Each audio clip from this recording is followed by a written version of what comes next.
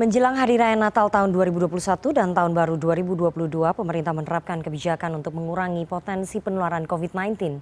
Tak hanya kebijakan, sejumlah persiapan seperti posko PPKM dan RSDC Wisma Atlet juga akan dioptimalkan sebagai pengamanan dari hulu hingga hilir dalam pencegahan COVID-19.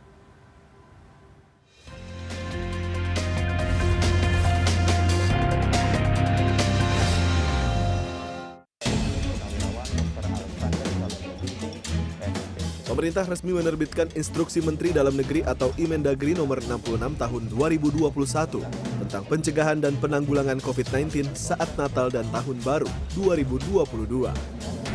Kebijakan yang diterbitkan pada 9 Desember 2021 lalu ini akan mulai berlaku pada 24 Desember 2021 hingga 2 Januari 2022. Inmendagri nomor 66 tahun 2021 berisikan sejumlah kebijakan yang mempertimbangkan pengamanan dalam tradisi mudik dan liburan menjelang Natal dan akhir tahun.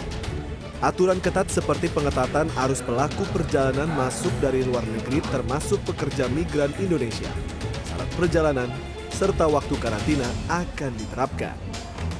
Sejumlah posko PPKM juga akan didirikan, tak hanya tingkat provinsi, juga hingga tingkat kelurahan dan desa agar bisa menjangkau masyarakat secara langsung. Pemerintah daerah juga diminta melaksanakan pengetatan dan pengawasan protokol kesehatan di tempat-tempat yang berpotensi menyebabkan kerumunan seperti tempat ibadah, tempat belanja, dan tempat wisata lokal. Menurut Ketua Bidang Penanganan Kesehatan Satgas COVID-19 Alex Kaliaga Ginting, hal yang paling ditekankan dalam pengamanan Natal dan Tahun Baru adalah penerapan protokol kesehatan oleh masyarakat, serta pelaksanaan 3T oleh pemerintah. Oleh karena itu posko di desa, posko di kelurahan ini menjadi basis. Basis di dalam rangka menggerakkan bagaimana 3M ini bisa terus dikendalikan. Kemudian yang kedua adalah posko PPKM di desa dan kelurahan juga menjadi motor untuk dilaksanakannya kontak tracing.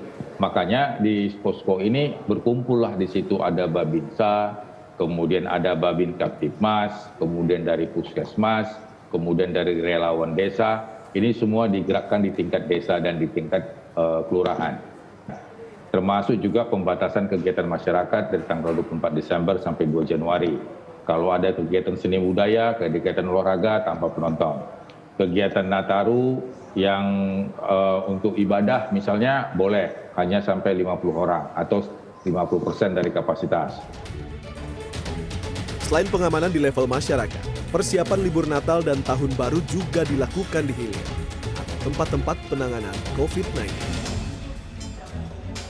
Rumah Sakit Darurat COVID-19 Wisma Atlet yang sejak 5 bulan terakhir mengalami penurunan jumlah pasien rawat inap akibat infeksi COVID-19 juga menyatakan kesiapannya. Menurut Koordinator Humas RSDC Wisma Atlet Kemayoran Kolonel Mintoro Sumego, sesuai SOP yang ada pihaknya telah menyiapkan seluruh fasilitas yang ada di RSDC, berikut dengan tenaga kesehatan dan kelengkapan alat-alat kesehatan serta obat-obatan. Wisma Atlet Pademangan yang senantiasa diperuntukkan bagi karantina masyarakat yang baru tiba dari luar negeri juga akan dioptimalisasi untuk menampung warga Indonesia yang masuk kategori pelayanan dari pemerintah seperti mahasiswa dan ASN yang berkebutuhan perjalanan dinas. Ini ada 7 tower, semuanya 3 tower digunakan untuk akomodasi para relawan dan 1 tower digunakan untuk administratif. 4 tower lainnya, tower 4, 5, 6, 7 adalah digunakan untuk perawatan. Semuanya kita standby-kan, saat ini digunakan adalah tower 5 dan tower 6 untuk perawatan pasien COVID. Untuk kesiapan ini nyangkut berdua, yaitu kesiapan personil dan kesiapan alat kesehatan. Persiapan personil sendiri kita masih tetap standby-kan. Personil masih sekitar 1.300 relawan yang ada, baik nakes maupun non-nakes. Lalu untuk alat-alat kesehatan sendiri yang ada, baik itu obat-obatan, lalu material kesehatan yang lainnya, ventilator, semuanya kita siapkan. Oksigen kita masih mampu sampai 4 bulan ke depan kita masih mampu jika nanti terjadi lonjakan pasien di Nataru.